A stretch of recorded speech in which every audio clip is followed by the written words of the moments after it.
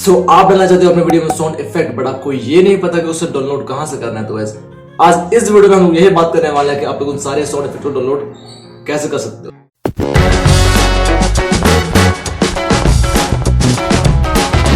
So hey guys, welcome back to our new video. You are watching Justin Guide. वैसे ये वाला video आपके लिए काफी important। तो guys, आज मैं इस वीडियो में आप लोगों को बताने वाला हूँ कि आप लोग कैसे उन सारे साउंड इफेक्ट को डाउनलोड कर सकते हो। तो वीडियो पूरा देखने से पहले अगर आपने मेरे चैनल को सब्सक्राइब नहीं किया है तो जाओ जाके कर दो, ताकि आपको हर एक वीडियो के लेटेस्ट अपडेट आपको टाइम पे मिलते रहे। तो अब आते हैं साउंड इफेक्ट की तरफ। तो गाइस, डिस्क्रिप्शन में मैंने उन सारे साउंड इफेक्ट का लिंक नीचे दे दिया है, तो जाओ जाके उसे डाउनलोड कर लो फ्री।